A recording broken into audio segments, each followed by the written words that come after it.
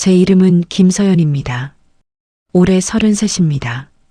부산 해운대에서 작은 인테리어 회사를 운영하고 있습니다. 크다고 할 수는 없지만 제 손으로 시작해서 제 이름으로 버티고 있는 일입니다. 주거 리모델링이 주력이고 가끔 카페나 소형 상가 공사도 맡습니다. 직접 현장에 나가고 자재를 보고 시공팀과 부딪히고 클라이언트 기분까지 살펴야 하니 쉽지는 않았습니다. 그래도 저는 그런 생활이 싫지 않았습니다. 손에 먼지가 묻어도 결과가 눈에 보이는 일이었으니까요. 무너진 공간이 다시 사람 사는 집처럼 바뀌는 걸 보는 일은 이상하게 사람, 마음까지 단정하게 만들어주곤 했습니다. 저는 원래 말이 많은 편은 아닙니다. 처음 보는 사람 앞에서는 더 그렇습니다. 대신 관찰을 많이 합니다. 표정이 어떠한지, 말을 고르는 습관이 있는지, 시선을 어디에 오래 두는지 그런 걸 먼저 봅니다. 어려서부터 그랬습니다. 아버지는 조선소 하청업체에서 오래 일하셨고 어머니는 식당 일을 하셨습니다. 두 분 다 성실했지만 늘 지쳐 보였습니다. 집안 형편은 넉넉하지 않았고 저는 일찍부터 눈치를 배웠습니다. 괜히 보채지 않는 법, 말하지 않아도 분위기를 읽는 법, 손이 가는 사람이 되는 법을 알게 되었지요. 20살을 넘기자마자 서울로 올라가고 싶었던 적도 있었습니다. 더 넓은 곳에서 살고 싶었습니다. 하지만 현실은 그렇게 가볍지 않았습니다. 대학 졸업 후 바로 취업했고 작은 인테리어 회사에서 설계 보조부터 시작했습니다. 월급은 적었고 밤은 길었습니다. 그래도 저는 버텼습니다. 예쁜 도면보다 실제 사는 사람의 동선이 더 중요하다는 것. 몇 년 뒤 프리랜서로 나왔고 또 몇 년을 더 버틴 끝에 제 회사를 냈습니다. 사람들은 제가 단단해 보인다고 말했습니다. 혼자서도 잘 살 것 같다고 했습니다. 틀린 말은 아니었습니다.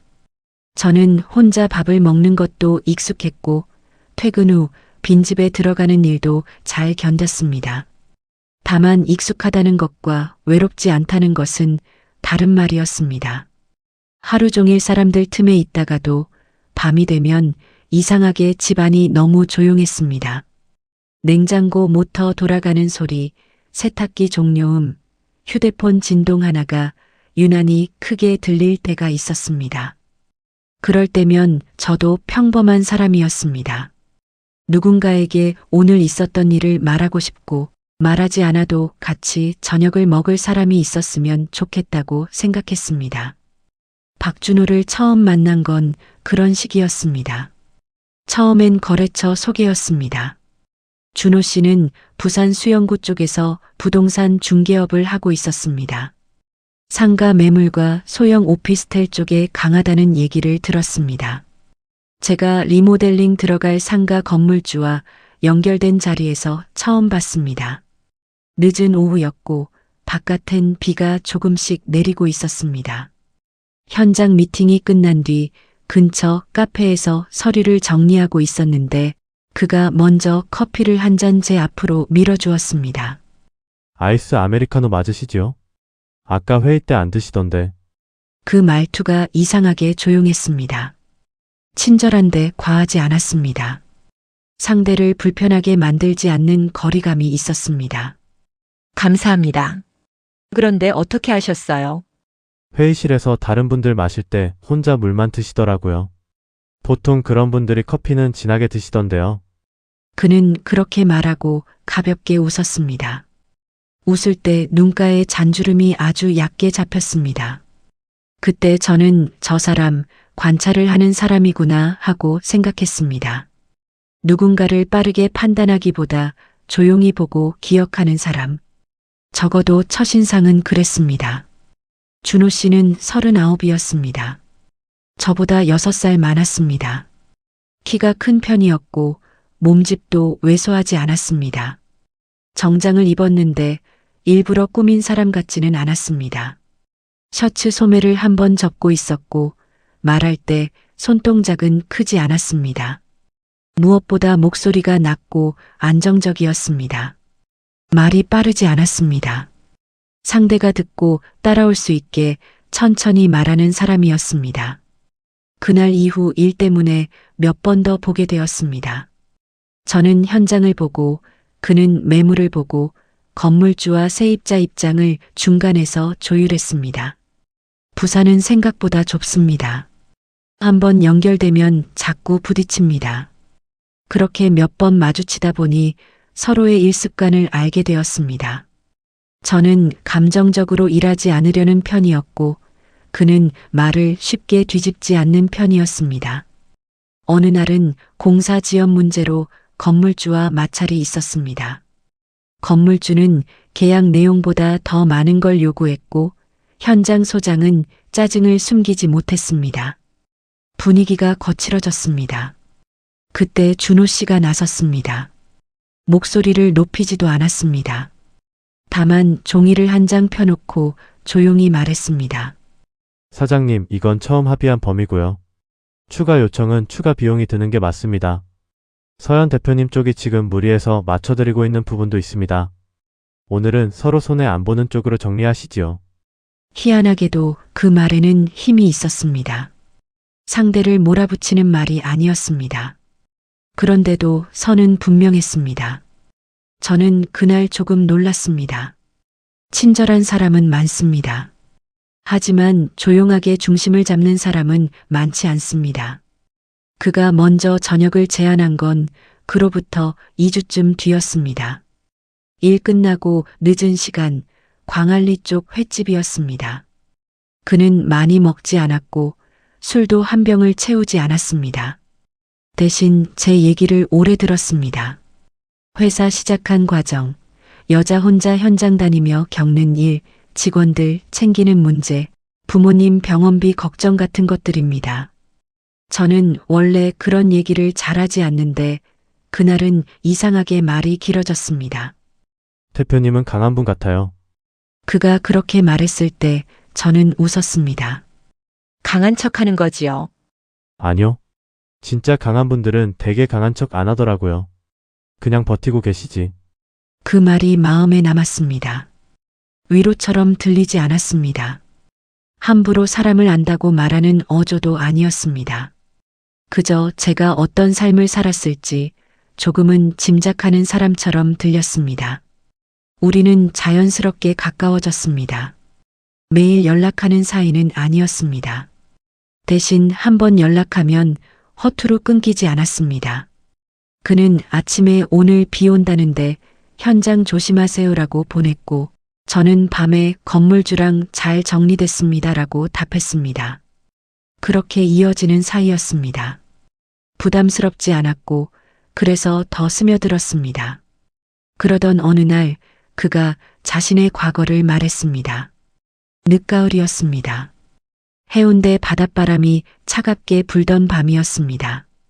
일을 마치고 차 안에 잠깐 앉아 있었는데 그가 한참 말을 고르다가 입을 열었습니다. 제가 미리 말씀드려야 할 게 있습니다. 그 말에 저는 괜히 자세를 고쳐 앉았습니다. 누군가가 저런 식으로 시작할 때는 되게 가볍지 않은 이야기입니다. 결혼을 한 번 했었습니다. 저는 조용히 고개를 끄덕였습니다. 그 나이면 이상할 일은 아니었습니다. 그런데 그는 바로 다음 말을 잊지 못했습니다. 손등 위로 핏줄이 조금 도드라졌습니다. 그 사람은 긴장하면 손가락 끝을 문지르는 버릇이 있었습니다. 그날 처음 알았습니다. 이혼은 아니고요. 잠시 침묵이 있었습니다. 차창 밖으로 오토바이 지나가는 소리가 길게 스쳤습니다. 사별했습니다. 저는 아무 말도 하지 못했습니다. 그는 시선을 정면에 둔 채로 말했습니다. 몇 년 전 아내가 지방에 다녀오다 사고를 당했고 발견이 늦어졌다고 했습니다. 당시 일이 너무 급작스러워 한동안 사람이 아니었다고 했습니다. 집에 들어가도 아무도 없는 게 너무 선명해서 오히려 잠을 안 자고 일만 했다고 했습니다. 그는 담담하게 말했지만 담담한 사람일수록 더 오래 아픈 법입니다. 저는 그의 말보다 말 사이사이의 숨이 더 신경 쓰였습니다. 이런 얘기 처음부터 하는 게 맞는지 모르겠네요. 그가 작게 웃었습니다. 그러나 그 웃음은 금방 꺼졌습니다. 다만 나중에 알게 되시면 서연 씨가 불편하실 것 같아서요. 그때 저는 그를 오래 바라봤습니다. 얼굴이 잘생겼다기보다 지쳐 보였습니다. 잘 버티는 사람 특유의 피로가 있었습니다. 혼자 오래 견딘 사람들에게서 나는 표정이 있지요. 무너질 틈도 없이 일상으로 돌아간 사람들 얼굴입니다. 말해줘서 감사해요. 제가 그렇게 답하자 그가 한참 뒤에야 고개를 끄덕였습니다. 그날 이후 저는 그를 더 조심스럽게 대하게 되었습니다. 동시에 조금 더 믿게 되었습니다. 자기 상처를 꺼내 보이는 사람은 적어도 완전히 가벼운 마음으로 사람을 대하진 않는다고 생각했습니다. 지금 돌이켜보면 그 믿음은 너무 빠른 것이었습니다. 하지만 그때의 저는 그렇게 생각했습니다. 사람의 진심은 고백의 무게에서 드러난다고요. 준호 씨의 집에는 예전 결혼 사진이 없었습니다. 전부인 이야기도 많이 하지 않았습니다. 제가 먼저 묻지 않으면 꺼내지 않았고 묻더라도 길게 말하지 않았습니다. 저는 그게 예의라고 생각했습니다. 누구나 건드리고 싶지 않은 기억이 있지요. 슬픔을 캐묻지 않는 것도 배려라고 믿었습니다. 대신 저는 주변의 분위기를 봤습니다. 그의 지인들은 그를 반듯한 사람이라고 했습니다. 일 욕심은 많아도 사람에게 모질지 않다고 했습니다. 손님 챙길 줄 알고 부모님께도 살갑다고 했습니다. 실제로 저는 그 모습을 여러 번 봤습니다.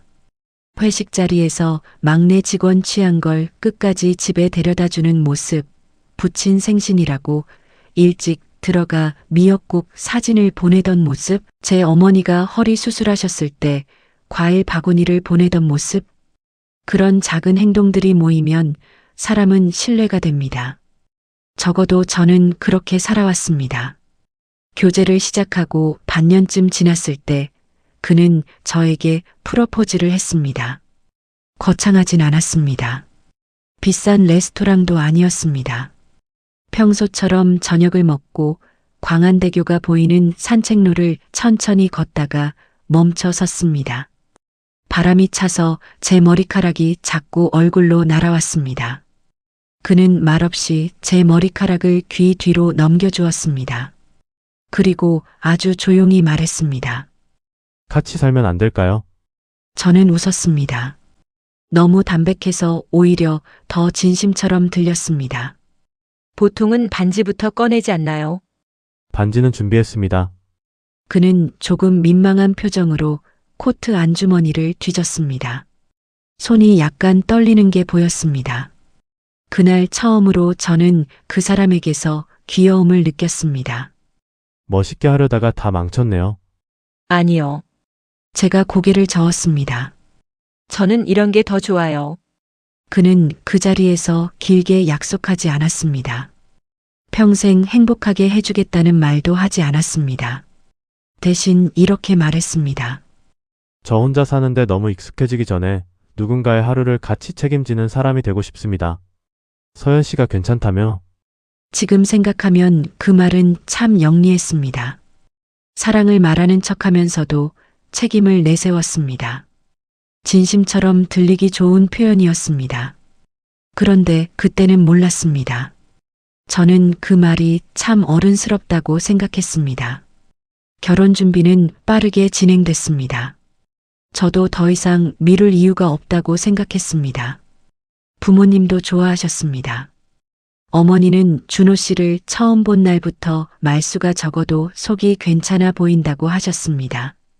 아버지는 술자리에서 그와 소주 2병을 나눠 마시고 나서 허세가 없다고 했습니다. 부모님은 사람 보는 눈이 아주 예리한 편은 아니지만 적어도 성실함에는 민감했습니다. 준호 씨는 그 조건에 잘 맞는 사람이었습니다. 결혼 후 초반의 생활은 솔직히 말해 꽤 안정적이었습니다. 아침에는 그가 먼저 일어나 커피를 내렸고 저는 간단하게 과일이나 토스트를 준비했습니다. 퇴근 시간이 맞으면 함께 저녁을 먹었고, 늦는 날엔 서로 미리 연락했습니다. 거창한 애정 표현은 없었지만 생활이 가지런했습니다. 저는 그 가지런함이 좋았습니다. 사랑이란 결국 특별한 순간보다 반복되는 일상에서 증명된다고 믿었으니까요. 그는 다정했습니다. 제가 현장에서 다치고 오면 연고를 가져왔고, 밤늦게까지 도면을 보면 말없이 담요를 덮어주었습니다. 비 오는 날이면 차키를 챙겨주었고, 일이 잘 안 풀린 날이면 굳이 캐묻지 않고 따뜻한 국물을 사왔습니다. 그런 순간마다 저는 안심했습니다. 아, 내가 이제는 혼자가 아니구나.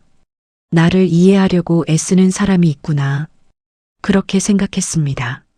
하지만 이상한 점이 전혀 없었던 것은 아닙니다. 아주 사소한 것들이었습니다. 처음엔 그냥 넘길 수 있는 정도였습니다.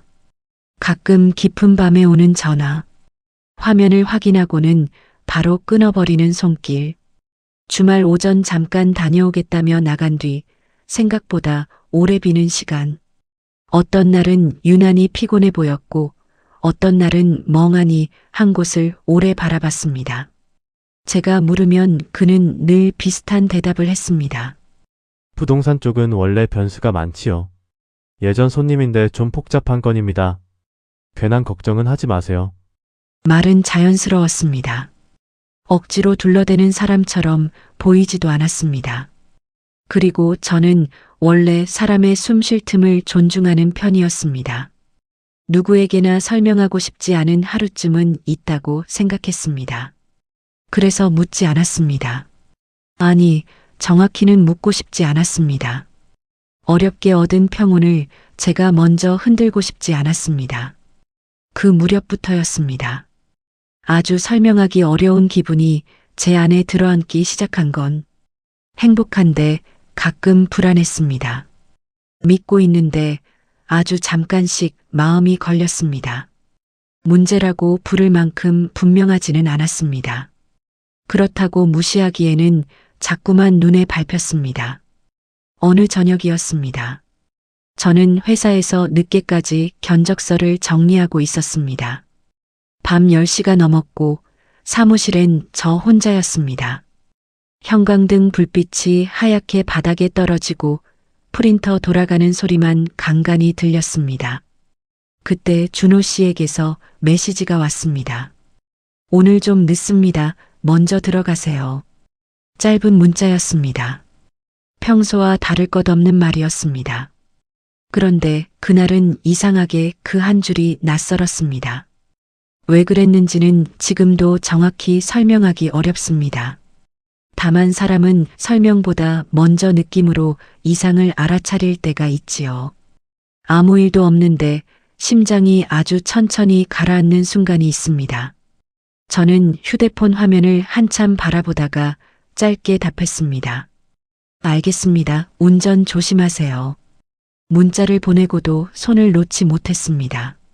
창밖은 완전히 어두웠고 유리창에 비친 제 얼굴이 낯설게 보였습니다. 피곤해서 그런가 싶었습니다. 제가 예민해진 것뿐이라고 생각했습니다. 결혼 생활도 결국 사람 사는 일이고 누구나 한 번쯤 이런 불안을 겪는다고 스스로를 달랬습니다. 그런데 이상하게도 그날은 사무실 불을 끄고 나와서도 마음이 가라앉지 않았습니다. 지하 주차장에 내려가 차 문을 열고 앉았는데도 시동을 바로 걸 수가 없었습니다. 조용했습니다. 너무 조용했습니다. 어두운 유리창 너머로 제 얼굴이 흐리게 비쳤고 저는 그 얼굴을 잠시 들여다봤습니다. 그 표정은 행복한 신혼의 얼굴이라기보다 무언가를 놓치고 있는 사람의 얼굴에 가까웠습니다. 그때는 몰랐습니다. 제가 놓치고 있는 것이 단순한 기분이 아니라는 걸, 제 결혼이 흔들리기 시작한 게 아니라 애초에 제가 서 있던 바닥 자체가 거짓이었다는 걸, 그 사실을 저는 아주 뜻밖의 방식으로 알게 됩니다. 그리고 그날 이후 제가 믿었던 사람의 과거는 더 이상 과거가 아니게 됩니다. 그날 이후로 저는 제 일상 속 작은 것들을 더 유심히 보게 됐습니다. 이전과 똑같이 흘러가는 하루였지만 어딘가 한 겹이 어긋난 느낌이었습니다. 아침은 여전히 비슷했습니다. 준호 씨는 먼저 일어나 커피를 내렸고 저는 과일을 씻었습니다. 식탁 위에는 늘 같은 거리의 빵집에서 사온 식빵이 놓였습니다. 겉으로 보면 달라진 건 없었습니다. 그런데 사람은요, 말보다 먼저 침묵에서 변화를 느끼게 됩니다. 준호 씨의 침묵이 조금 달라졌습니다. 이전에는 편안한 침묵이었습니다. 같이 있어도 불편하지 않은 종류의 고요함이었지요. 그런데 어느 순간부터는 말을 아끼는 것이 아니라 무언가를 숨기기 위해 말을 줄이는 것처럼 느껴졌습니다. 오늘 일정 많으세요? 제가 커피잔을 내려놓으며 물었습니다. 계약 하나 있고 오후엔 미팅 잡혀 있습니다. 저녁은요? 아마 늦을 것 같습니다. 먼저 드세요. 짧고 정리된 대답이었습니다. 틀린 말은 없었습니다. 그런데 이상하게도 더 묻기가 어려웠습니다. 그날 이후로 저는 질문을 줄이기 시작했습니다. 묻지 않으면 적어도 불편한 대답은 듣지 않아도 되니까요. 그게 맞는 방식이라고 스스로를 설득했습니다. 하지만 질문을 줄인다고 해서 생각까지 줄어들지는 않았습니다. 오히려 반대였습니다. 어느 날 저녁이었습니다. 준호 씨가 샤워를 하러 들어간 사이 식탁 위에 그의 휴대폰이 놓여 있었습니다. 저는 그걸 일부러 보지 않으려고 했습니다. 신뢰라는 건 이런 사소한 선택에서 지켜진다고 믿었으니까요. 그런데 그날은 알림이 하나 떴습니다. 화면이 잠깐 켜졌다 꺼졌습니다.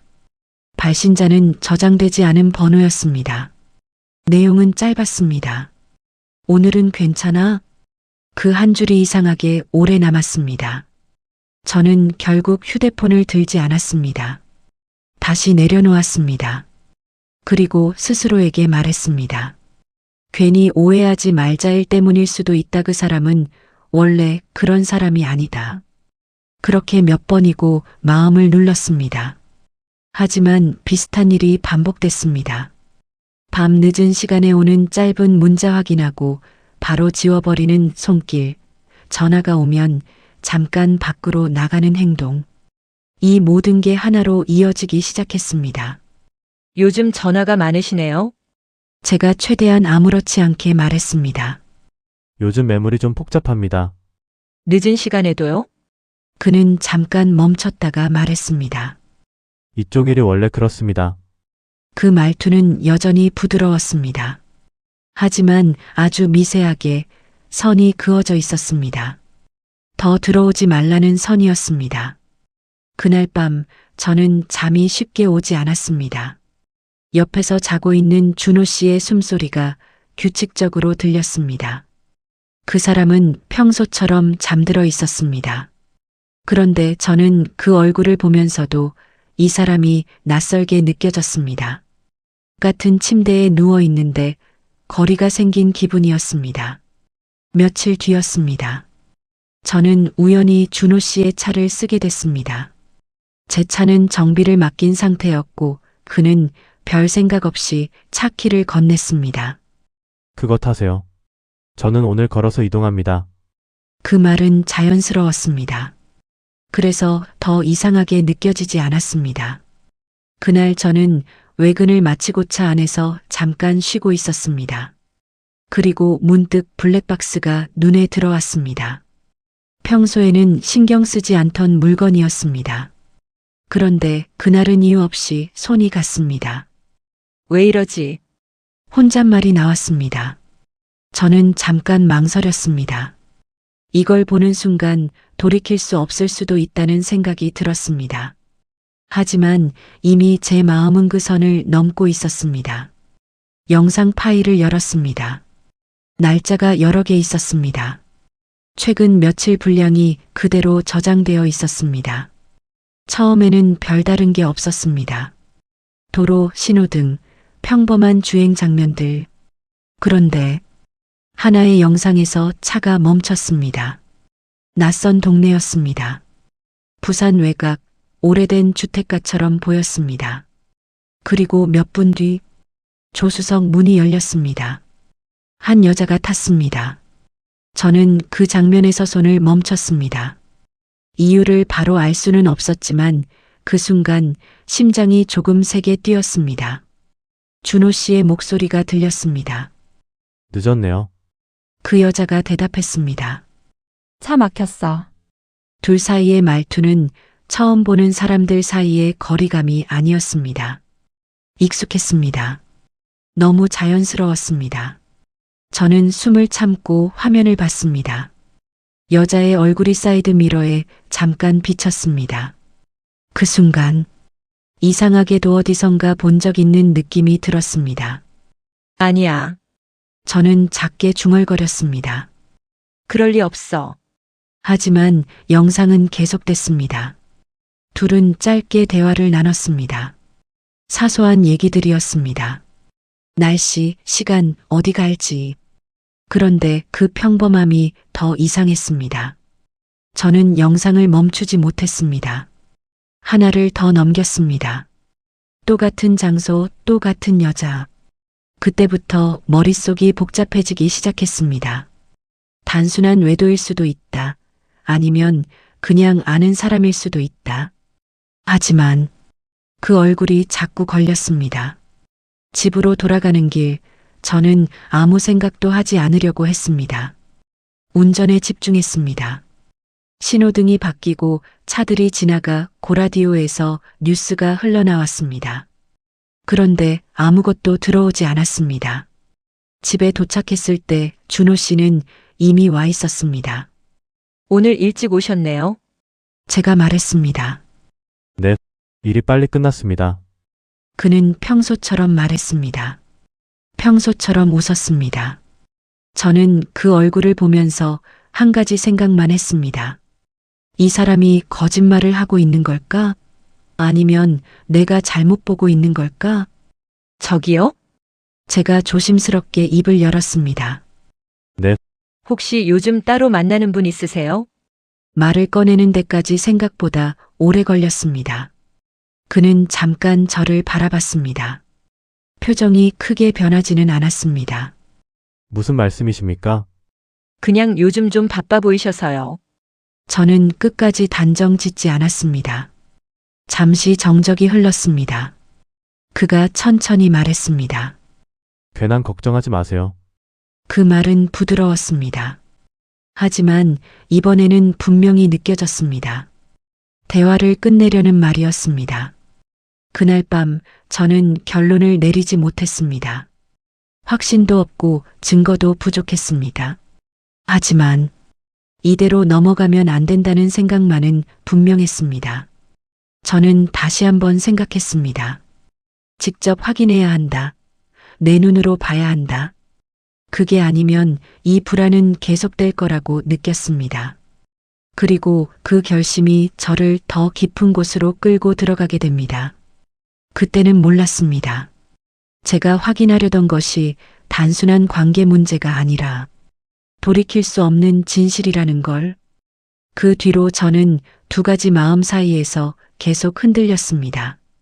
하나는 그냥 덮고 지나가고 싶은 마음이었습니다. 다른 하나는 끝까지 확인해야 한다는 마음이었습니다. 사람이 이상하지요. 정말 두려운 진실은 알고 싶지 않으면서도 끝내 확인하게 됩니다. 모른 척하면 편할 것 같지만 막상 모른 척한 채로는 하루도 편하지 않습니다. 저는 그 사이에서 며칠을 보냈습니다. 겉으로는 아무 일 없는 것처럼 살았습니다. 아침이면 출근을 했고 현장에 나갔고 직원들 앞에서는 평소와 다르지 않게 일했습니다. 클라이언트 앞에서는 견적 설명을 했고 시공팀과는 일정 조율을 했습니다. 하지만 머릿속 한편에서는 계속 같은 장면이 반복됐습니다. 낯선 주택가, 차 문을 열고 타는 여자, 그리고 익숙한 듯 짧게 오가는 말들. 그 장면은 생각보다 오래 남았습니다. 거창한 말도 아니었습니다. 다정한 말도 아니었습니다. 오히려 너무 평범해서 더 이상했습니다. 오래 알고 지낸 사람들만 가질 수 있는 자연스러운 말투였습니다. 저는 다시 블랙박스 영상을 봤습니다. 한 번으로 끝나지 않았습니다. 저녁마다 혼자 사무실에 남거나 집에서 준호 씨가 샤워하는 사이를 틈타 같은 구간을 반복해서 확인했습니다. 몇 번째 보는지도 모를 영상을 계속 돌려봤습니다. 혹시 내가 오해한 건 아닌지, 내가 너무 예민한 건 아닌지, 어딘가 다른 설명이 있지는 않은지 찾고 싶었습니다. 그런데 보면 볼수록 이상한 점만 늘어났습니다. 만나는 장소가 늘 비슷했습니다. 부산 외곽의 오래된 빌라촌 근처였습니다.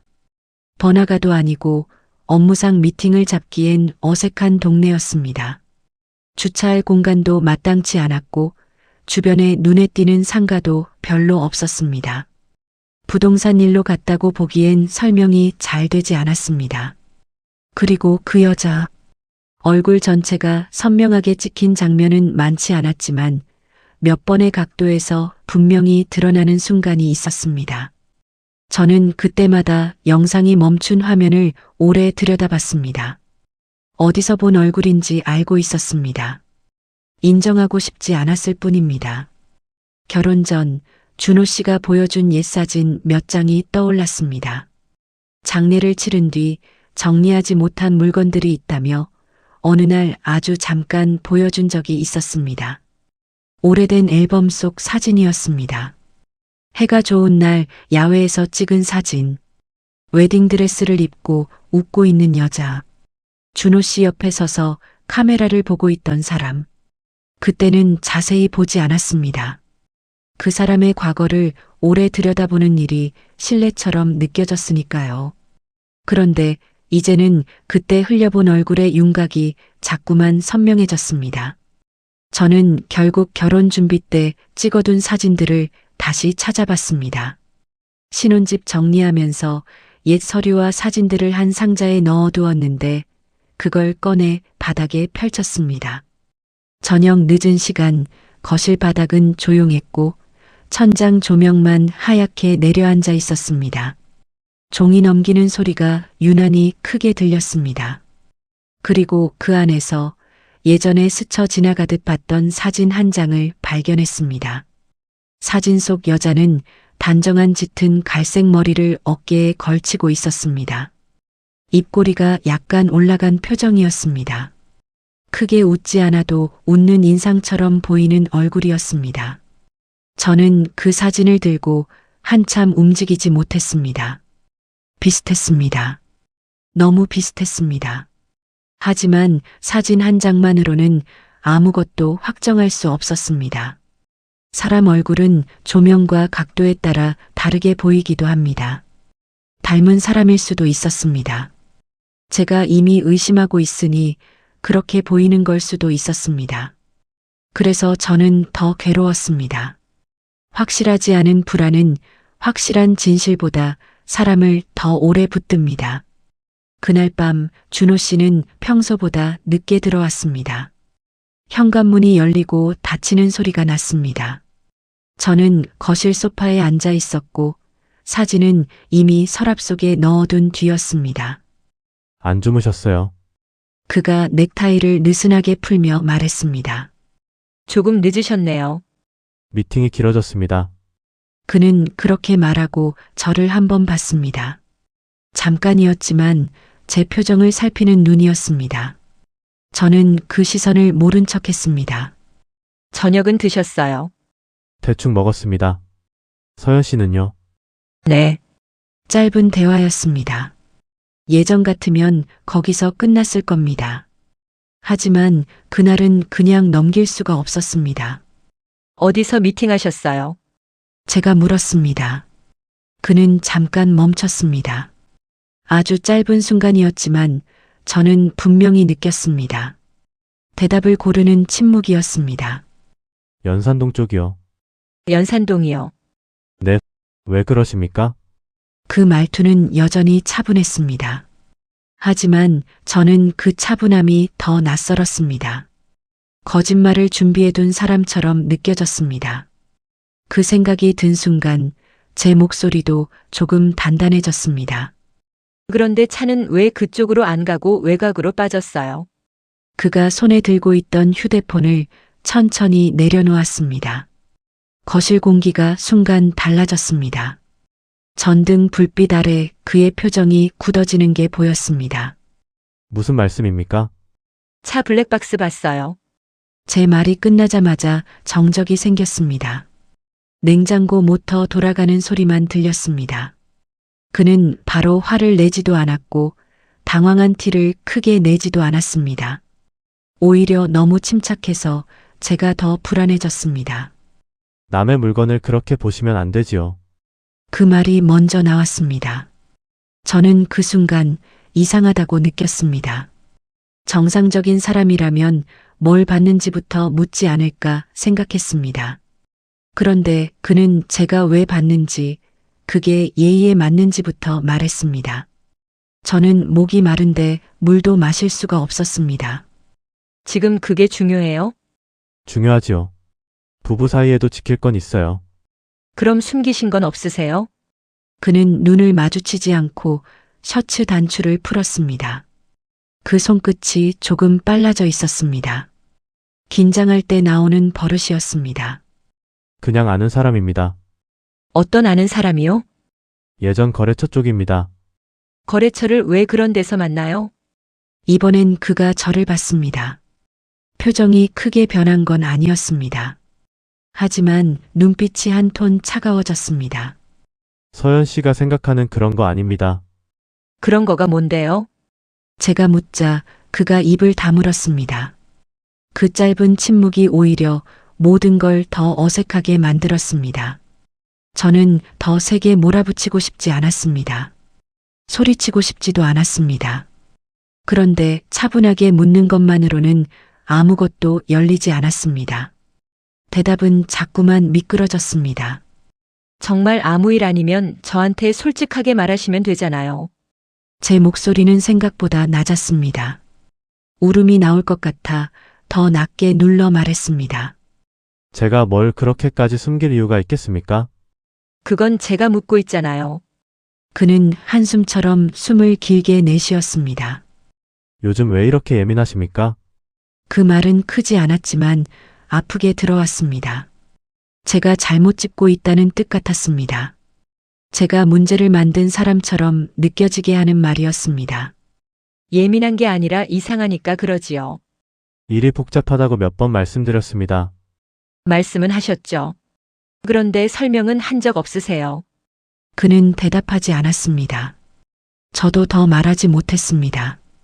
결국 그날 대화는 거기서 멈췄습니다. 누가 이긴 것도 풀린 것도 아니었습니다. 다만 부부 사이에 보이지 않던 벽 하나가 분명하게 서버렸습니다. 그날 이후 집안의 공기가 달라졌습니다. 준호 씨는 더 조용해졌습니다. 저는 더 많이 살피게 됐습니다. 같이 밥을 먹어도 대화가 짧아졌고 같은 공간에 있어도 눈치를 보게 됐습니다. 어떻게 말해야 다치지 않을지, 어디까지 묻어야 선을 넘지 않을지 계산하게 되었습니다. 부부가 아니라 서로를 관찰하는 동거인 같은 기분이 들었습니다. 회사 일도 손에 잘 잡히지 않았습니다. 도면을 보고 있어도 숫자가 눈에 잘 안 들어왔고 직원이 설명하는 마감제 샘플을 보면서도 다른 생각을 했습니다. 한 번은 현장에서 실측 수치를 잘못 적어 놓고 나서야 제가 얼마나 집중을 못하고 있는지 알았습니다. 직원 하나가 조심스럽게 물었습니다. 대표님, 어디 편찮으세요? 저는 급히 웃어 보였습니다. 아니에요. 그냥 잠을 좀 못 자서요. 그 말은 반쯤 사실이었습니다. 저는 정말 잠을 잘 못 잤습니다. 밤마다 같은 생각이 돌았습니다. 추궁을 더 해야 하나? 아니면 모른 척하고 지켜봐야 하나? 친구에게 말해야 하나? 부모님께라도 털어놔야 하나? 그러나 어느 쪽도 쉽지 않았습니다. 친구에게 말하면 너무 쉽게 증거부터 모아라는 말이 나올 것 같았습니다. 부모님께 말하면 괜한 걱정만 끼칠 것 같았습니다. 무엇보다 아직은 제가 확신이 없었습니다. 확신도 없는 의심으로 누군가를 판단하고 싶지 않았습니다. 그런데 또 한편으로는 제가 너무 늦고 있는 건 아닐까 하는 불안도 있었습니다. 그러던 중 더 곤란한 일이 생겼습니다. 준호 씨가 갑자기 제 보험 얘기를 다시 꺼낸 것입니다. 원래도 한번 말한 적은 있었습니다. 사업하는 사람은 혹시 모르니 보장 정리를 해두는 게 좋다고요. 그때는 그냥 남편다운 걱정으로 들렸습니다. 실제로 저도 바빠서 미뤄두던 일이었습니다. 그런데 그 주에는 그 얘기를 유난히 자주 했습니다. 이번에 아는 설계사 통해서 한번 정리해 보시지요. 지금 대표님이니까 더 챙기셔야 합니다. 실손만으로는 부족할 수 있어요. 처음에는 그냥 흘려들었습니다. 하지만 세 번째쯤 같은 말을 들었을 때 제 속이 서늘해졌습니다. 그 시점이 너무 묘하게 겹쳤기 때문입니다. 숨기는 듯한 행동이 늘어난 때와 보험 얘기가 반복되는 때가 거의 비슷했습니다. 저는 애써 표정을 바꾸지 않았습니다. 나중에요. 요즘 너무 바빠서요. 시간 오래 안 걸립니다. 알아요. 그래도 다음 달쯤 정리할게요. 그는 잠깐 저를 보더니 웃었습니다. 이런 건 미루면 끝이 없습니다. 평범한 말이었습니다. 누가 들어도 이상하지 않을 말이었습니다. 그런데 저는 그날 그 미소를 처음으로 편하게 받아들이지 못했습니다. 그 뒤로 저는 일부러 가입을 미뤘습니다. 이유를 설명할 수는 없었습니다. 저도 제가 왜 그러는지 명확히 알지 못했습니다. 다만 지금은 뭔가를 서둘러 결정하면 안 된다는 생각이 들었습니다. 몸이 먼저 경고하는 것 같은 느낌이 있었습니다. 그리고 저는 한 가지를 더 해보기로 마음먹었습니다. 그 여자가 누군지 직접 확인하는 것. 준호 씨에게 더 물어서는 답이 나오지 않을 것 같았습니다. 그는 이미 대답 대신 경계하는 쪽을 선택한 사람처럼 보였습니다. 그렇다면 제가 직접 움직여야 했습니다. 하지만 그게 쉽지는 않았습니다. 블랙박스에 찍힌 장소는 골목이 복잡했고 정확한 주소를 알 수 없었습니다. 주간 영상은 상대적으로 선명했지만 대부분 저녁 무렵이어서 주변 건물 간판도 흐릿했습니다. 몇 번 정지 화면을 확대해 봤지만 차량 번호판이나 건물 이름이 분명히 잡히지 않았습니다. 그래도 포기할 수 없었습니다. 퇴근 후 혼자 차를 몰고 비슷한 동네를 두세 번 돌아본 적도 있었습니다. 오래된 빌라, 낡은 외벽, 좁은 골목, 군데군데 붙은 부동산 전단지, 저녁이 되면 빨리 어두워지는 동네. 부산 외곽의 주거지는 다 비슷하게 보여서 더 막막했습니다. 잠깐 차를 세우고 영상을 다시 보며 주변을 비교해 보기도 했습니다. 하지만 결정적인 단서는 쉽게 나오지 않았습니다. 한 번은 골목 어기 편의점 앞에 차를 세워두고 한참 화면을 보고 있는데 스스로가 너무 낯설게 느껴졌습니다. 제가 왜 여기서 이러고 있나 싶었습니다.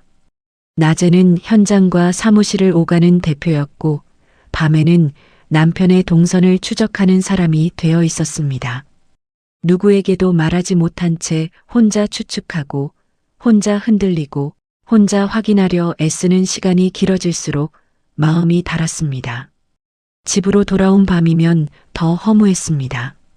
준호 씨는 대체로 평소와 다르지 않았습니다. 뉴스를 틀어놓고 밥을 먹었고 피곤하다며 먼저 씻고 나왔고 가끔은 제 어깨를 가볍게 주무르며 요즘 무리하지 마세요라고 말했습니다.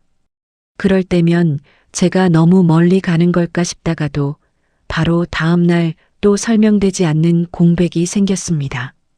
그 반복이 사람을 지치게 했습니다. 저는 어느 순간부터 결혼 반지를 빼고 싶다는 생각까지 했습니다. 실제로 빼지는 않았습니다. 다만 설거지를 하다가 반지에 묻은 물기를 닦으면서 이 둥근 금속이 무엇을 증명하는 건지 잠시 멍해진 적은 있었습니다. 신뢰일까? 약속일까? 아니면 그저 이미 지나간 믿음의 형태만 남은 걸까? 그런 밤들이 이어지던 어느 날이었습니다. 준호 씨가 잠든 뒤 저는 다시 한번 블랙박스 영상을 열었습니다. 이번에는 주행 장면보다 정차 직전 구간을 유심히 봤습니다. 차가 골목으로 들어가기 전에 잠깐 큰 도로를 지나는데 그때 화면 오른쪽 구석에 아주 짧게 간판 하나가 지나갔습니다. 흐렸습니다. 처음엔 그냥 빛 번짐처럼 보였습니다. 그런데 확대해서 멈춘 화면을 몇 번 넘겨보니 글자 두세 개가 어렴풋이 읽혔습니다. 부산 진구가 아니라 기장도 아니고 수영구도 아니었습니다. 영도. 저는 화면을 붙잡고 한참 숨을 멈췄습니다. 영도라면 전혀 다른 방향이었습니다. 준호 씨가 말했던 연산동과도 거리가 있었고 평소 업무 동선과도 잘 맞지 않았습니다. 무엇보다 영도는 부산 사람에게 익숙하면서도 일부러 가지 않으면 잘 안 가는 동네이기도 했습니다. 주거 구역마다 분위기가 뚜렷하고 오래된 골목도 많습니다. 숨으려면 숨을 수 있고 찾으려면 발품이 필요한 곳입니다. 저는 그 순간 이상하게 마음이 가라앉았습니다. 무너지는 가라앉음이 아니라 방향을 정한 사람의 고요에 가까웠습니다. 그동안은 막연한 의심만 있었습니다. 그런데 이제는 움직일 수 있는 단서가 생긴 것입니다. 물론 여전히 두려웠습니다. 제가 찾는 것이 정말 그 사람일까? 내가 보고 싶지 않은 진실이 그 끝에 기다리고 있는 건 아닐까? 하지만 여기서 멈출 수는 없었습니다. 계속 모른 척하면 저는 앞으로도 아무것도 모른 채 살게 될 것 같았습니다. 그리고 그건 견딜 수 없었습니다. 저는 휴대폰 메모장을 열고 적었습니다. 영도, 낡은 빌라촌, 편의점, 간판 확인, 낮에 다시 가보기. 짧은 메모였습니다. 그런데 이상하게 손이 덜 떨렸습니다. 제가 처음으로 감정이 아니라 방향을 잡았기 때문일지도 몰랐습니다. 거실 창밖은 이미 새벽에 가까웠습니다. 멀리 차 지나가는 소리가 낮게 들렸고 집안은 어두웠습니다. 침실 문틈 사이로 준호 씨가 자는 방에 불 꺼진 그림자가 길게 놓여 있었습니다. 저는 그 문을 한번 바라봤습니다. 그리고 조용히 시선을 걷었습니다. 이제는 기다리는 쪽이 아니라 확인하는 쪽으로 가야 했습니다. 무엇이 나오든 제 눈으로 봐야 했습니다. 그 결심이 저를 어디로 데려갈지 그때는 몰랐습니다. 다만 분명했던 건 하나였습니다. 이 위기는 말로 풀리지 않을 것이고 제가 직접 움직여야만 다음으로 넘어갈 수 있다는 사실이었습니다. 그리고 저는 다음 날 영도로 가기로 했습니다. 다음 날 아침 저는 평소보다 일찍 집을 나왔습니다. 준호 씨는 아직 자고 있었습니다. 전날 늦게 들어온 데다 잠든 얼굴이 유난히 피곤해 보였습니다. 예전 같았으면 이불을 더 끌어올려주고 조용히 문을 닫았을 겁니다. 그날도 행동은 같았습니다. 다만 마음은 달랐습니다. 문을 닫기 전 잠깐 멈췄습니다. 뒤를 돌아봤습니다. 이 사람을 믿고 싶었던 시간이 아주 없었던 건 아니었습니다. 그 시간까지 부정하고 싶지는 않았습니다. 하지만 믿고 싶다는 마음과 믿어도 된다는 사실은 다른 문제였습니다. 이제는 구분해야 했습니다. 저는 영도로 향했습니다. 부산은 동네마다 결이 다릅니다. 해운대나 수영 쪽은 새 건물과 바다가 같이 보이고 중구나 영도 쪽은 시간이 조금 천천히 남아있는 느낌이 있습니다. 오래된 상가 간판, 좁은 도로, 계단이 많은 주택가, 작은 슈퍼와 세탁소가 골목 어귀를 지키고 있는 풍경.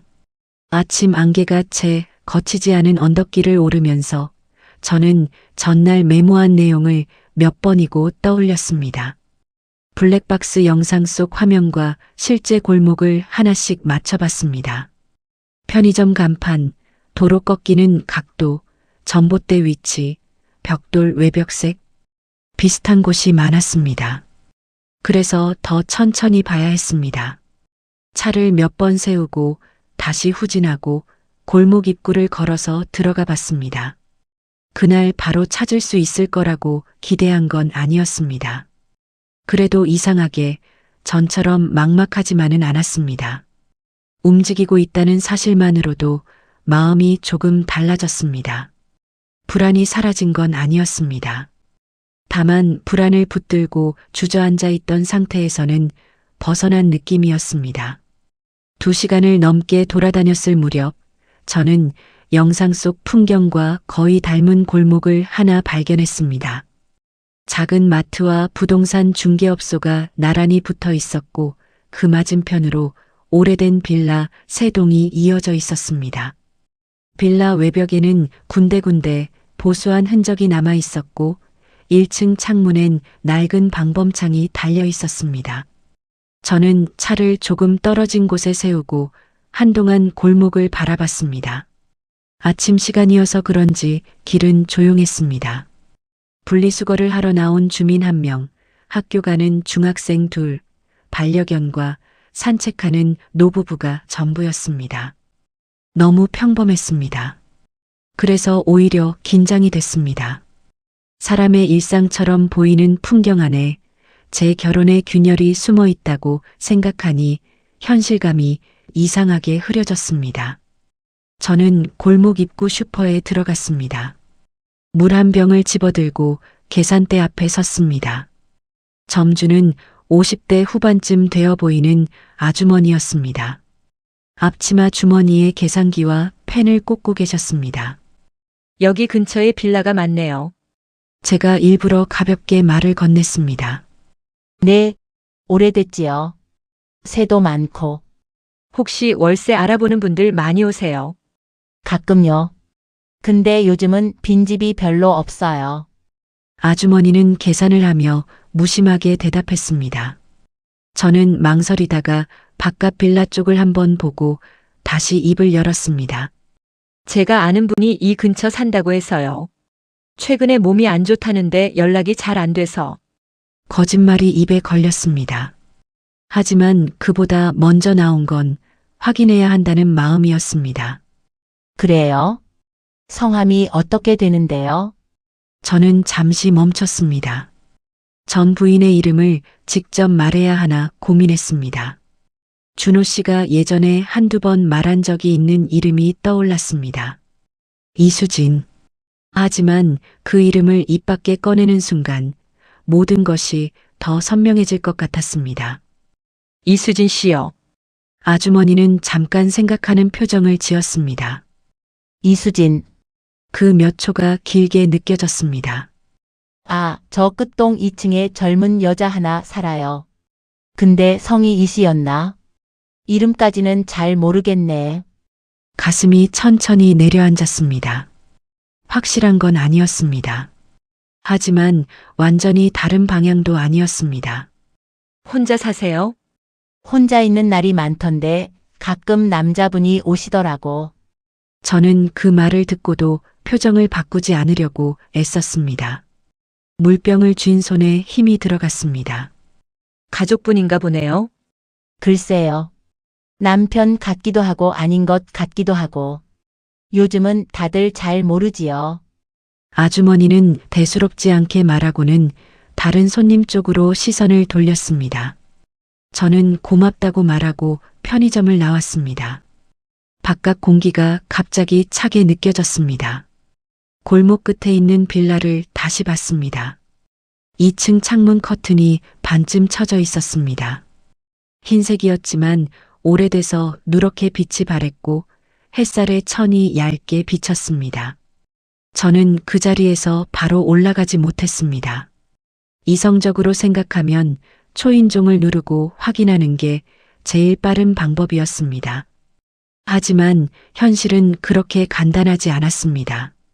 제가 맞닥뜨릴 사람이 누구인지도 모르고 무엇을 듣게 될지도 몰랐습니다. 무턱대고 올라갔다가 제가 감당할 수 없는 상황이 생길 수도 있었습니다. 그래서 저는 한번 물러났습니다. 차로 돌아와 한참 앉아 있었습니다. 핸들을 잡은 손이 식지 않았습니다. 정면 유리 너머로 빌라 출입문이 보였습니다. 아무 일도 일어나지 않는 것 같은 아침이었고 그 안에서 저 혼자만 너무 멀리 와 있는 사람 같았습니다. 그때 문득 저는 제가 계속 혼자만 끌어안고 있었다는 걸 깨달았습니다. 의심도 혼자, 확인도 혼자, 두려움도 혼자. 이대로 가면 사실을 알아도 제가 버티기 어려울 것 같았습니다. 누군가 한 명은 알아야 했습니다. 감정적으로 휘둘리지 않고 제가 본 걸 함께 정리해 줄 사람. 부모님은 아니었습니다. 걱정부터 하실 게 분명했습니다. 친구들 얼굴이 몇 명 떠올랐습니다. 그중 가장 먼저 생각난 사람은 대학 동기 정민이었습니다. 정민이는 지금 법무법인 사무직으로 일하고 있었습니다. 변호사는 아니지만 사건 서류를 많이 보고 사람들 사정도 많이 들으며 사는 친구였습니다. 무엇보다 성격이 차분했습니다. 남의 인생을 흥미거리처럼 다루지 않는 사람이었습니다. 저는 차 안에서 정민이에게 전화를 걸었습니다. 서연아. 무슨 일이야? 친구 목소리를 듣는 순간 이상하게 눈물이 날 것 같았습니다. 울고 싶어서가 아니라 이제야 혼자가 아닌 것 같아서 그랬습니다. 정민아, 내가 좀 이상한 얘기를 해야 할 것 같은데. 정민이는 잠깐 조용하더니 바로 말했습니다. 어디야? 지금 말할 수 있어? 그 말이 참 고마웠습니다. 사람은 문제를 해결해주는 말보다 들을 준비가 되어 있다는 말에 먼저 기댈 때가 있습니다. 저는 영도에서 있었던 일과 그동안의 상황을 정민이에게 차분히 설명했습니다. 블랙박스 영상, 낯선 여자, 예전 사진과 닮은 얼굴, 준호 씨의 애매한 해명, 보험 이야기를 반복해서 꺼낸 일까지. 정민이는 중간에 끼어들지 않았습니다. 제가 다 말할 때까지 기다렸습니다. 그리고 한참 뒤에 물었습니다. 서연아. 내가 지금 제일 무서운 게 뭐야? 저는 바로 대답하지 못했습니다. 질문이 단순한데 정확했습니다. 저는 창밖을 보며 천천히 말했습니다. 내가 오해하고 있는 걸까봐 무섭고, 또 하나는 오해가 아니면 더 무섭고. 정민이가 작게 숨을 내쉬었습니다. 그건 당연한 거야. 지금 내가 이상한 게 아니야. 그 말이 먼저 저를 진정시켰습니다. 잘잘못보다 먼저 지금 느끼는 감정이 자연스럽다는 확인. 저는 그게 필요했던 것 같습니다. 일단 혼자 가서 바로 마주치지는 마. 내가 불리해질 수도 있어. 응, 블랙박스 영상은 따로 복사해둬. 날짜별로 정리하고. 사진도 있으면 같이 보관하고. 그리고 보험 얘기는 더 서두르지 말고 이유 없이 미루지도 말고 그냥 일정 조율하는 척하면서 시간을 벌어. 정민이 말은 현실적이었습니다. 과장도 없고 무섭게 몰아붙이지도 않았습니다. 그래서 더 믿음이 갔습니다. 그리고 하나 더. 내가 지금 너무 혼자 판단하려고 하지 마. 사실이 뭐든 너는 내 안전이 먼저야. 안전. 그 단어를 듣는 순간 저는 등 뒤가 서늘해졌습니다. 솔직히 그 지점까지 생각하고 싶지 않았습니다. 누군가의 배신과 누군가의 위험은 다른 문제라고 애써 선을 긋고 있었는지도 모르겠습니다. 하지만 정민이 말은 틀리지 않았습니다. 알겠어. 오늘은 일단 집에 가. 티내지 말고. 자료부터 정리해. 그리고 내일 저녁에 나랑 보자. 내가 아는 변호사 사무실 분한테 일반적인 경우엔 어떻게 해야 하는지 조심스럽게 물어볼게. 저는 고맙다는 말밖에 할 수 없었습니다. 전화를 끊고 나니 아까와는 다른 종류의 숨이 나왔습니다. 진실이 가벼워진 건 아니었습니다. 다만 저를 붙잡고 있던 막막함이 조금 형태를 갖춘 느낌이었습니다. 해야 할 일이 보이면 사람은 조금 덜 무너집니다. 그날 오후 저는 회사로 돌아가 블랙박스 영상을 백업했습니다. 노트북에 날짜별 폴더를 만들고 문제의 장면이 있는 파일은 따로 복사해 두었습니다. 준호 씨와 관련된 최근 일정도 기억나는 선에서 적었습니다. 제가 평소 일하듯이 가능한 한 감정 대신 정리로 가려고 했습니다. 견적서를 맞추고 시공 일정을 표로 만들고 비용 항목을 나누는 것처럼 삶이 어지러울수록 저는 늘 일을 하듯 정리하는 편이었습니다. 그 습관이 처음으로 제 사적인 위기에도 도움이 됐습니다. 저녁에는 정민이를 만났습니다. 서면에 오래된 국밥집이었습니다. 둘 다 대학 때 자주 가던 곳이라 일부러 그곳으로 정했습니다. 익숙한 장소가 사람을 조금 덜 긴장하게 만들기도 하니까요. 정민이는 저를 보자마자 평소처럼 묻지 않았습니다. 맛부터 먹자. 그 말에 저는 작게 웃었습니다. 배가 고픈지도 모르고 있었는데 국밥 냄새를 맡으니 속이 조금 풀렸습니다. 우리는 한동안 밥만 먹었습니다. 숟가락 부딪히는 소리와 주변 손님들 말소리가 섞여 평범한 저녁 풍경이 흘렀습니다. 그 평범함이 이상하게 위로가 됐습니다. 밥을 반쯤 먹고 나서야 정민이가 말했습니다. 오늘 내가 좀 알아봤어. 지금 단계에서 내가 할 일은 두 가지래. 첫째, 감정적으로 몰아붙이지 말 것. 둘째, 객관적인 자료를 계속 남길 것. 그래서 어떻게 해야 할까? 무조건 싸우라는 뜻이 아니야. 내가 확인하고 싶은 건 확인하되 기록을 남기면서 가야 한다는 거지. 정민이는 휴대폰 메모를 보여주며 차근차근 설명했습니다. 언제, 어디서, 무슨 말을 들었는지 적어둘 것. 보험 관련 제안이 오면 구체적인 내용과 날짜를 메모할 것. 가능하면 직접적인 대립은 혼자서 하지 말 것. 제3자가 있는 자리나 통화 기록이 남는 방식이 더 낫다는 조언도 있었습니다. 저는 듣다가 문득 미안해졌습니다. 정민아, 미안하다. 괜히 너까지. 정민이가 바로 고개를 저었습니다. 그런 말 하지 마. 너 지금 그런 말 할 때 아니야. 그래도 서연아. 사람 사는 게 원래 서로 기대는 거야. 내가 반대 입장이었으면 나 안 도왔겠어. 그 말에 저는 한동안 아무 말도 못했습니다. 눈물이 나오려는 걸 간신히 눌렀습니다. 요란하게 울고 싶지는 않았습니다. 다만 누군가가 제 편에 서 있다는 사실이 생각보다 크게 마음을 흔들었습니다. 식당을 나와 길을 걷는데 정민이가 제 걸음에 맞춰 천천히 걸었습니다. 서면 밤거리는 늘 그렇듯 밝고 복잡했습니다. 버스 정류장엔 사람들이 줄지어 서 있었고 편의점 앞에는 학생들이 컵라면을 먹고 있었습니다. 세상은 아무 일도 없는 것처럼 흘러가고 있었습니다.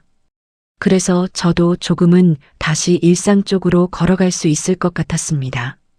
무섭지? 정민이가 먼저 말했습니다. 응.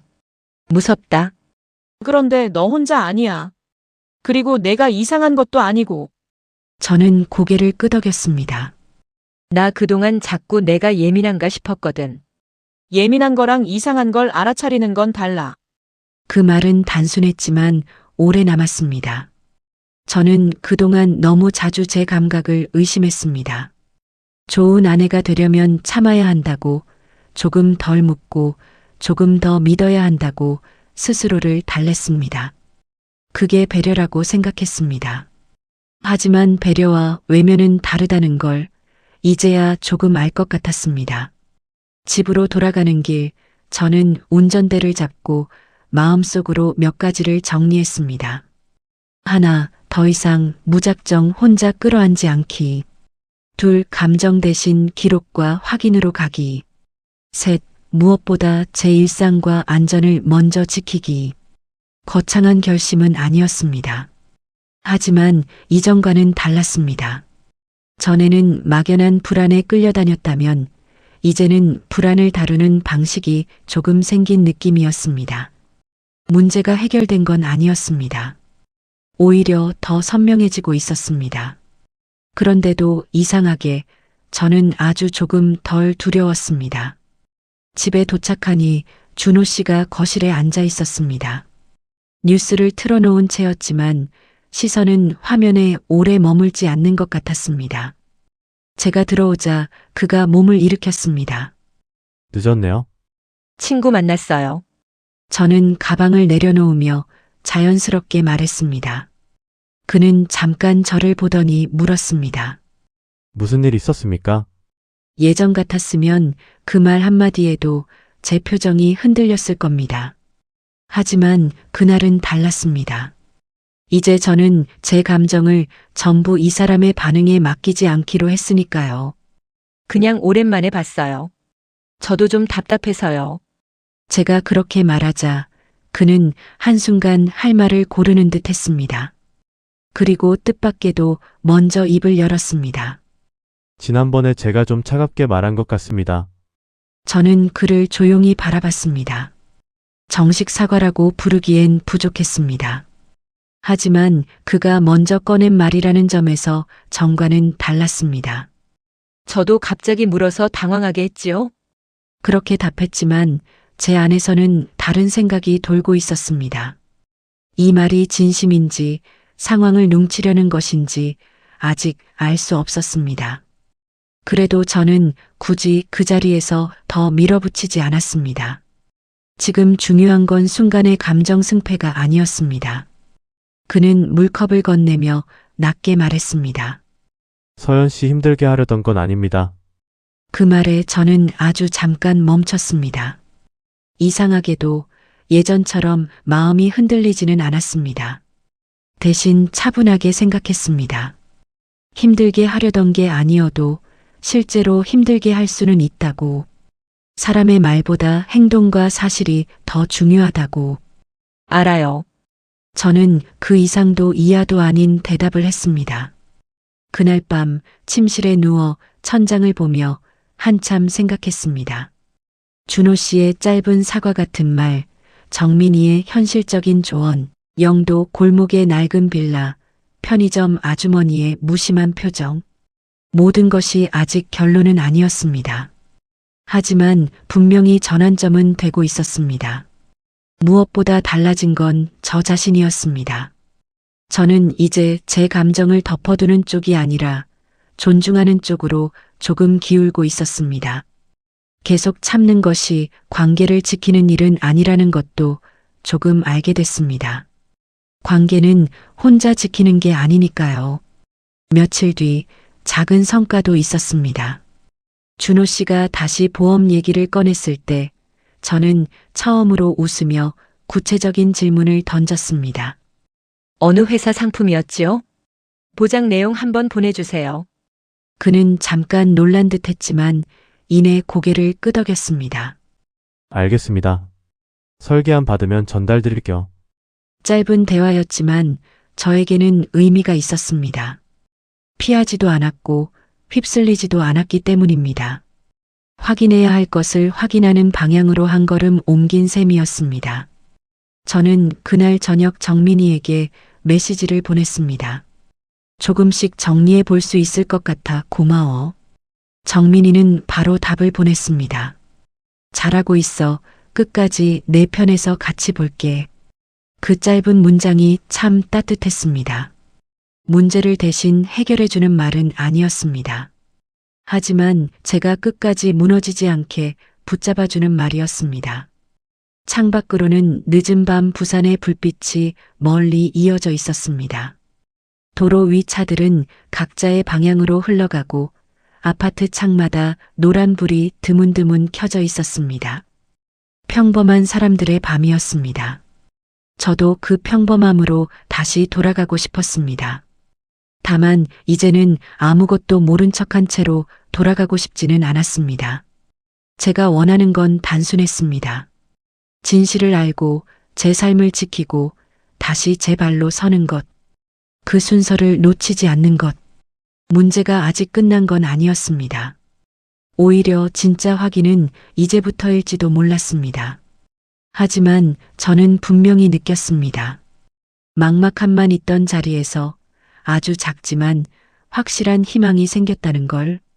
그리고 그 희망은 누군가를 무너뜨리는 힘이 아니라 더 자신을 지켜내는 힘에 더 가까웠습니다. 이제 저는 다음 단계로 갈 준비를 하고 있었습니다. 감정에 휩쓸리는 대신 끝까지 보고 확인하고 선택하기 위해서요. 그 선택이 어떤 결말로 이어질지는 아직 몰랐습니다. 다만 한 가지는 분명했습니다. 이번에는 제가 제 삶의 바깥으로 밀려나지 않을 것입니다. 무슨 진실이 기다리고 있든 이제는 제가 직접 마주할 차례였습니다. 며칠 뒤 저는 준호 씨가 보내온 보험 설계안을 받았습니다. 파일은 아주 평범해 보였습니다. 보장 항목이 정리되어 있었고 월 납입액도 무리 없는 수준이었습니다. 누가 봐도 이상할 것 없는 서류였습니다. 그런데 저는 이제 압니다. 겉으로 단정한 것과 실제로 믿을 수 있는 것은 다르다는 걸요. 저는 설계안을 바로 열어보지 않았습니다. 먼저 정민이에게 전달했습니다. 정민이는 아는 분을 통해 계약 권유 경로와 담당 설계사 정보를 조심스럽게 확인해 보겠다고 했습니다. 저는 그 사이 제가 할 수 있는 일들을 차분히 했습니다. 준호 씨와 주고받은 대화 내용을 날짜별로 적고 블랙박스 파일도 다시 한번 정리했습니다. 영도에서 들은 이야기도 빼놓지 않았습니다. 그러는 동안 이상한 점이 하나 더 드러났습니다. 설계안에 적힌 담당 설계사 이름과 연락처가 실제 등록 정보와 완전히 일치하지 않았습니다. 정민이가 조심스럽게 알려줬습니다. 서연아, 이거 조금 이상해. 정식으로 연결된 채널이면 설명이 더 투명해야 하는데 중간 경로가 애매해. 그 말을 듣는 순간 제 마음은 더 이상 예전으로 돌아갈 수 없다는 걸 알았습니다. 저는 잠시 침묵하다가 낮게 물었습니다. 그럼 이제 어떻게 해야 할까? 이제는 혼자 판단하지 말고 정식으로 상담을 받아보자. 증거가 아주 크지 않더라도 내가 불안해할 만한 이유는 충분해. 저는 결국 정민이와 함께 법률 상담을 받았습니다. 상담실은 생각보다 조용했고 누군가의 인생이 오가는 곳치고는 지나치게 평온했습니다. 그 평온함이 오히려 저를 진정시켰습니다. 저는 준비해간 자료를 하나씩 꺼내 놓았습니다. 블랙박스 영상, 날짜 메모, 설계안, 영도에서 확인한 정황들. 상담을 맡은 분은 한참 자료를 보다가 말했습니다. 지금 단계에서 단정할 수 있는 건 많지 않습니다. 하지만 배우자에게 알리지 않은 접촉과 애매한 금융 권유가 반복된다면 사실관계 확인은 필요합니다. 무엇보다 본인 안전과 재산 관련 판단을 서두르지 않는 게 중요합니다. 아주 자극적인 말은 없었습니다.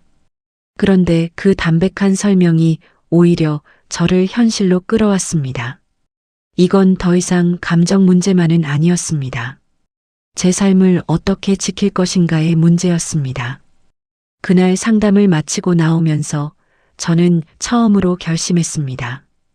도망치듯 넘기지 않고 정면으로 말해보기로요. 싸우기 위해서가 아니라 제 삶의 기준을 분명히 하기 위해서였습니다. 준호 씨와 제대로 이야기한 날은 토요일 저녁이었습니다. 비가 조금 왔고 베란다 창에 물방울이 가늘게 맺혀 있었습니다. 저는 일부러 식탁 위를 정리해 두었습니다. 컵 2개를 나란히 놓고 불도 너무 밝지 않게 켰습니다. 신문처럼 만들고 싶지 않았습니다. 부부라면 마지막까지 부부답게 말하고 싶었습니다. 그가 집에 들어왔을 때 제 표정을 보고 바로 눈치를 챈 것 같았습니다. 무슨 일 있으십니까? 오늘은 얘기 좀 했으면 좋겠어요. 그는 코트를 벗다가 잠시 멈췄습니다. 그리고 조용히 의자에 앉았습니다. 저도 맞은편에 앉았습니다. 한동안 누구도 먼저 말을 잇지 않았습니다. 빗소리만 들렸습니다. 제가 먼저 입을 열었습니다. 저 더는 괜찮은 척 못하겠어요. 그는 저를 봤습니다. 말없이 기다리는 얼굴이었습니다. 저는 준비해둔 말들을 천천히 꺼냈습니다. 블랙박스를 봤다는 것, 영도에 다녀왔다는 것, 보험 설계안을 확인했다는 것, 그리고 무엇보다 그가 저를 계속 설명받게 두고 있다는 사실이 제일 힘들었다는 것까지요. 그는 중간에 끼어들지 않았습니다. 다 듣고 난 뒤에야 입을 열었습니다. 서연 씨가 거기까지 갈 줄은 몰랐습니다. 저도 제가 거기까지 갈 줄 몰랐어요. 그런데 가야 했어요? 안 그러면 제가 저를 못 믿을 것 같았거든요. 그는 손을 모은 채 시선을 내렸습니다. 그날의 침묵은 이전과 달랐습니다. 회피하는 침묵이 아니라 무언가를 인정해야 하는 사람의 침묵처럼 느껴졌습니다. 한참 뒤에 그가 낮게 말했습니다. 미안합니다. 저는 바로 아무 말도 하지 못했습니다. 사과를 듣고 싶었던 건 맞습니다. 그런데 그 한마디로 모든 게 풀릴 거라고 기대한 적은 없었습니다. 어디까지가 사실이에요? 제 질문에 그는 아주 천천히 답했습니다. 예전 사람을 다시 만난 건 맞습니다. 처음엔 정리 안 된 일 때문에 만났고 그 뒤로 몇 번 더 봤습니다. 숨기면 안 되는 일이었는데 괜히 커질까 봐 말을 못했습니다. 저는 그 말을 들으며 눈을 감았다 떴습니다. 결국 사실은 사실이었습니다. 제가 이상했던 게 아니었습니다. 왜 저한테는 말 안 하셨어요? 그는 목이 잠긴 사람처럼 대답했습니다. 끝난 일이라고 생각했습니다. 다시 흔들릴 거라고 생각 안 했고 서연 씨가 상처받을까 봐 더 못했습니다.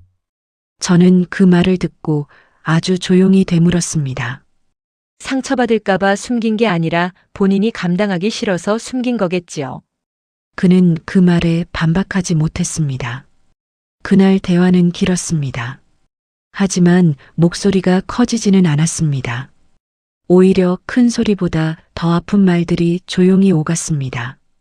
준호 씨는 전 부인과의 관계가 다시 시작된 것은 아니라고 했습니다. 다만 과거에 얽힌 금전 문제와 정리하지 못한 감정이 남아 있었고 그걸 혼자 해결하려 했다고 했습니다. 저는 그 말의 전부를 믿지는 않았습니다. 하지만 중요한 건 세부 변명이 아니라 이미 깨진 신뢰였습니다. 저는요. 제가 천천히 말했습니다. 당신이 과거가 있는 사람이라서 힘들었던 게 아니에요. 과거를 숨기고 현재를 흔든 사람이어서 힘든 거예요. 그는 입술을 꾹 다물었습니다. 네. 그리고 보험 얘기요. 그건 저한테 정말 무서웠어요. 우연일 수도 있겠죠. 그런데 저는 이미 당신 말을 편하게 못 듣는 상태였어요. 그는 그제야 고개를 들었습니다. 눈가가 지쳐 보였습니다. 그 부분은 정말 생각이 짧았습니다. 당신이 그렇게 느낄 줄 몰랐습니다. 몰랐겠지요. 그러니까 더 문제였어요. 그 말 뒤로 또 한참 정적이 있었습니다. 우리는 서로를 오래 봤지만 예전과는 다른 방식으로 마주보고 있었습니다. 좋은 부부인 척하는 눈빛이 아니라 이제 정말 현실을 보려는 사람들의 눈빛이었습니다. 준호 씨가 먼저 말했습니다. 서연 씨. 변명처럼 들리겠지만 나는 당신을 속여서 편해진 적이 없습니다. 저는 씁쓸하게 웃었습니다. 편하지 않았다고 해서 괜찮아지는 건 아니에요. 압니다. 이제는 저도 제 기준을 지켜야 해요. 그는 천천히 고개를 끄덕였습니다. 그 순간 저는 알았습니다. 이 사람도 이제는 예전처럼 얼버무릴 수 없다는 걸요. 그리고 저 역시 이전처럼 참고 넘어가지는 않을 거라는 걸요. 그날 이후 우리는 잠시 거리를 두기로 했습니다. 같은 집에 있으면서도 각자의 시간을 분리했습니다. 필요한 말만 했고 감정이 올라오는 밤에는 일부러 각자 방에서 잤습니다. 누군가는 그 시간을 냉랭하다고 할지 모르지만 저는 오히려 그게 필요했습니다. 무너진 관계를 다시 볼 때는 무조건 붙들고 있는 것보다 멈춰서서 보는 시간이 더 중요할 때가 있습니다. 그 사이 준호 씨는 스스로 몇 가지를 정리했습니다. 전 부인과의 연락을 끊겠다고 먼저 말했고 실제로 번호와 연결 경로를 제 앞에서 정리했습니다. 금전 관계가 남아있다면 법적으로 정리하겠다고 했습니다. 그리고 부부 상담을 받아보자고 먼저 제안했습니다. 저는 바로 내라고 하지 못했습니다. 너무 쉽게 받아들이고 싶지 않았습니다. 한번 생긴 불씨는 말 몇 마디로 복구되지 않으니까요. 하지만 그의 태도는 이전과는 분명히 달랐습니다. 설명 대신 회피하던 사람에서 불편해도 마주하려는 사람으로 조금씩 바뀌고 있었습니다. 부부 상담 첫날, 상담사는 우리에게 누가 더 나쁜지 가리려 하지 않았습니다. 대신 반복해서 같은 말을 했습니다. 상대의 잘못을 분명히 보는 것과 내 감정을 정확히 말하는 것은 다른 일입니다. 저는 그 말이 오래 남았습니다. 그동안 저는 참거나 의심하거나 둘 중 하나만 했습니다. 서운하면 덮었고 불안하면 혼자 확인했습니다. 정작 제 감정을 정확한 말로 꺼내는 일은 서툴렀습니다. 저는 무시당한 기분이 들었습니다. 상담 자리에서 제가 처음으로 그렇게 말했을 때 제 목소리가 조금 떨렸습니다. 거짓말보다 더 힘들었던 건 제가 알고 판단할 기회조차 없었다는 거예요. 준호 씨는 그 말을 듣고 한참 뒤에야 대답했습니다. 그 부분은 정말 미안합니다. 내가 결정하고 당신은 따라와 줄 거라고 무의식적으로 생각했던 것 같습니다. 그 말은 부끄러운 고백처럼 들렸습니다. 저는 그제야 알았습니다. 문제의 핵심은 단순한 비밀 하나가 아니었습니다. 부부로 살아가며 서로를 동등하게 대하지 못한 습관까지도 포함되어 있었습니다. 시간이 조금 지나자 우리 사이에도 작은 변화가 생겼습니다. 대단한 장면은 아니었습니다. 아침에 마주 앉아 오늘 일정이 어떻게 되는지를 묻는 일, 늦는 날엔 먼저 이유를 말하는 일, 서로 기분이 상하면 그 자리에서 짧게라도 표현하는 일, 이전에는 너무 당연해서 놓쳤던 것들이 다시 관계의 바닥이 되어갔습니다. 어느 저녁 제가 현장에서 늦게 돌아왔을 때였습니다. 준호 씨는 식탁에 미역국을 데워두고 기다리고 있었습니다. 예전 같으면 그냥 고맙다고 먹었을 겁니다. 그날은 제가 먼저 물었습니다. 왜 미역국이에요?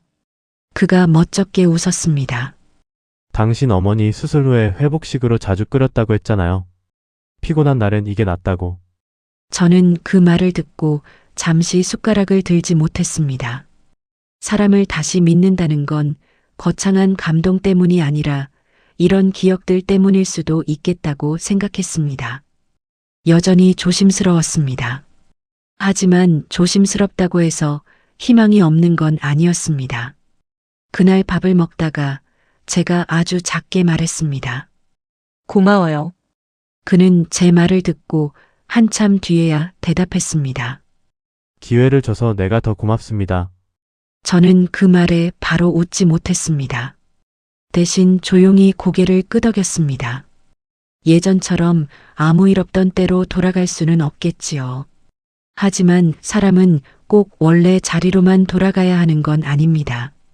조금 다친 자리에서 이전보다 더 솔직한 방식으로 다시 서는 것도 가능하다는 걸 그때 조금 알았습니다. 정민이와의 관계도 더 깊어졌습니다. 어느 날 제가 커피를 사들고 친구 사무실 앞에서 기다렸더니 정민이가 웃으며 말했습니다. 이제 얼굴이 좀 산다. 덕분이지. 아니야. 결국 내가 한 거야. 나는 옆에 있었을 뿐이고. 저는 그 말을 듣고 천천히 답했습니다. 옆에 있어주는 게 제일 어려운 거더라. 정민이는 웃으며 제 어깨를 툭 쳤습니다. 저는 그 짧은 몸짓이 참 고마웠습니다. 사람은 위기 때 누가 정답을 주느냐보다 누가 끝까지 곁을 지켜주느냐를 더 오래 기억하게 되니까요. 계절은 천천히 바뀌었습니다. 비가 잤던 날이 지나고 바람이 조금 가벼워졌습니다. 회사도 다시 제 손에 익숙하게 돌아오기 시작했습니다. 도면을 봐도 숫자가 눈에 들어왔고 현장 냄새를 맡아도 머리가 멍하지 않았습니다. 직원들과 웃으며 점심을 먹는 날도 늘었습니다. 어느 오후 리모델링이 끝난 작은 집에 최종 점검을 갔습니다. 햇빛이 새 창문으로 길게 들어왔고 흰 벽에는 밝은 그림자가 드리워져 있었습니다. 집주인 아주머니가 연신 좋다고 하시며 말했습니다. 집이 넓어진 건 아닌데 마음이 좀 놓이네요. 그 말을 듣는 순간 저는 가만히 미소가 났습니다. 공간도 사람도 완전히 새 것이 되는 건 아니지요. 다만 불필요한 것을 걷어내고 감춰져 있던 금을 제대로 보고 다시 숨쉬게 만들 수는 있습니다. 그게 회복일지도 모른다고 생각했습니다. 집으로 돌아오는 길, 저는 문득 처음 준호 씨를 만났던 날을 떠올렸습니다. 비 오는 오후, 카페, 종이컵에 담긴 아이스커피. 그때의 저는 누군가를 믿고 싶어 하던 사람이었습니다. 지금의 저는 믿음에는 기준이 필요하다는 걸 아는 사람이 되었습니다. 그 차이는 작아 보여도 제 삶에서는 아주 컸습니다. 저는 더 이상 무조건 참는 사람이 아니었습니다. 그렇다고 쉽게 등을 돌리는 사람도 아니었습니다. 불편해도 말하고 확인하고 필요하면 도움을 구할 줄 아는 사람이 되어가고 있었습니다. 그 변화가 가장 큰 수확이었습니다. 어느 늦은 밤이었습니다. 거실 불만 약하게 켜둔 채 저는 창가에 서 있었습니다. 부산의 밤은 늘 비슷하면서도 다릅니다. 멀리 다리 위 차 불빛이 이어지고 바닷바람이 창문 틈으로 아주 조금 스며듭니다. 준호 씨가 제 옆으로 와서 나란히 섰습니다. 한동안 둘 다 말이 없었습니다. 그가 먼저 조용히 말했습니다. 서연 씨, 네. 나 당신 많이 서운하게 했지요? 저는 바로 대답하지 않았습니다. 그 말 하나에 지난 시간이 다 정리되지는 않았으니까요.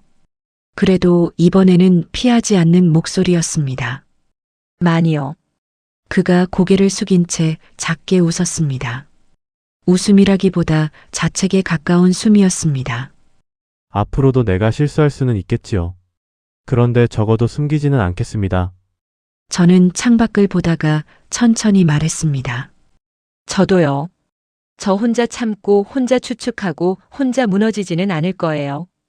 그는 그 말을 듣고 제 쪽을 돌아봤습니다. 눈빛에 전처럼 서두르는 변명이 없었습니다. 대신 조심스러운 다짐이 있었습니다. 고맙습니다. 뭐가요? 그래도 여기 있어줘서요. 저는 한참 뒤에야 대답했습니다. 저도 그냥 머문 건 아니에요. 제 삶을 지키려고 여기 있는 거예요. 그는 낮게 압니다라고 말했습니다. 그 짧은 대답이 이상하게 마음에 남았습니다. 이제야 조금 서로를 있는 그대로 보기 시작한 것 같았기 때문입니다. 지금도 저는 완벽한 결말이라는 말을 믿지 않습니다. 사람 사이에는 언제나 빈틈이 있고 살아가는 동안 또 다른 오해도 생길 수 있습니다. 다만 예전과 다른 점은 하나 있습니다. 이제 저는 불안을 모른 척 덮어두지 않습니다. 제 감각을 함부로 의심하지도 않습니다. 그리고 사랑이라는 이름으로 제 기준을 버려두지도 않습니다. 가끔은 그때를 떠올립니다. 영도의 낡은 골목, 편의점 냉장고 문 열리는 소리, 차 안에서 떨리던 손, 정민이의 너 혼자 아니야라는 말, 그리고 식탁 앞에서 마주 앉아 끝내 숨기지 않기로 했던 저녁까지요. 그 모든 시간이 지나고 나서야 알게 됐습니다. 관계는 한 번의 용서로 회복되는 것이 아니라 작은 진실들을 계속 쌓아가며 다시 만들어지는 것이라는 걸요. 그리고 사람의 성장은 큰 승리보다도 자기 마음을 외면하지 않는 데서 시작된다는 걸요. 요즘 저는 다시 아침 커피 향을 맡으며 하루를 시작합니다. 현장에 나가 먼지를 뒤집어 쓰고 저녁엔 집으로 돌아와 불 켜진 거실을 봅니다. 어떤 날은 준호 씨가 먼저 오늘 어땠어요? 라고 묻고 어떤 날은 제가 당신은요? 라고 되묻습니다. 대단한 말은 아닙니다. 하지만 그런 평범한 질문들이 이제는 쉽게 지나가지 않습니다. 우리는 그 안에 서로를 놓치지 않으려는 마음이 있다는 걸 알게 되었으니까요. 저는 아직도 조심스럽습니다. 그러나 조심스러움 속에도 희망은 있습니다. 한때는 무너질까봐 두려웠던 삶이 이제는 조금 느리더라도 다시 세울 수 있는 삶으로 보입니다. 사랑은 어쩌면 믿기만 하는 마음이 아니라 함께 사실을 마주보고도 다시 선택할 수 있는 용기인지도 모르겠습니다. 그리고 저는 이제 그 용기가 제 안에도 있다는 걸 압니다.